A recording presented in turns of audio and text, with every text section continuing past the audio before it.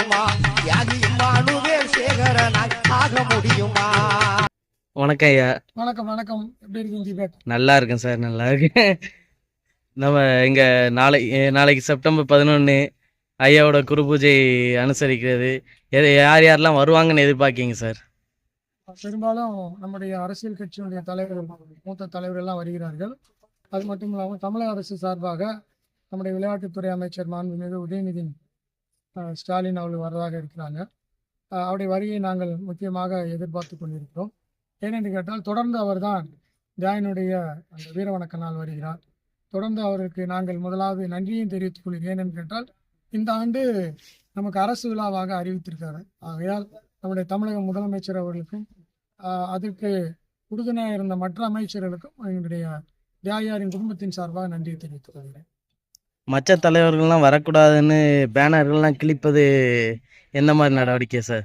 நம்ம பேனர்களை கிழிக்கக்கூடாது. அது ரொம்ப நம்ம ஒழுக்கத்தை, கடமை, கண்ணியம், கட்டுப்பாடு அதை நம்ம கடைபிடிக்க வேண்டும்.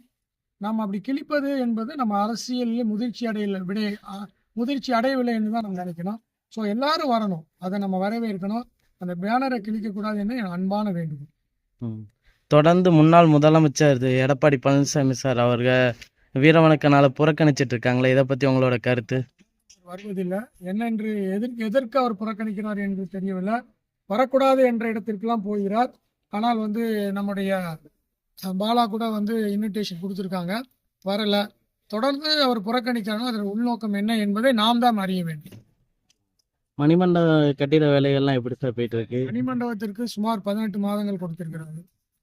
ஏனென்று கேட்டால் இந்த கட்டணம் ஸ்ட்ராங்காக இருக்குன்னா க்யூரிங் இருக்கணும், மற்றபடி நல்ல ஸ்டெபிலிட்டி இருக்கணும். அதனால் அவர் எடுத்துக்கொண்ட அந்த மாதங்கள் 18 மாதங்கள் சரிதான். ஏன்னா நம்முடைய என்ஜினியரிடம் அடிக்கடி நம்ம கேட்டுட்டு இருக்கோம். நல்ல தரமாக அந்த கட்டணம் கட்டி கொண்டிருக்கிறாங்க. நாளை வரவிருக்கும் நம்ம சமுதாயத்து மக்களுக்கு நீங்கள் சொல்ல விருப்பது? சந்தோஷமாக வாங்க, நல்ல கோஷம் போட்டு வாங்க, பட்டியல் வெளியேற்றத்துக்கான பதாகையில் ஏந்தி வாங்க, மது அருந்தாமல் வாங்க. இதுதான் என்னுடைய அன்பான வேண்டுகோள். நன்றி.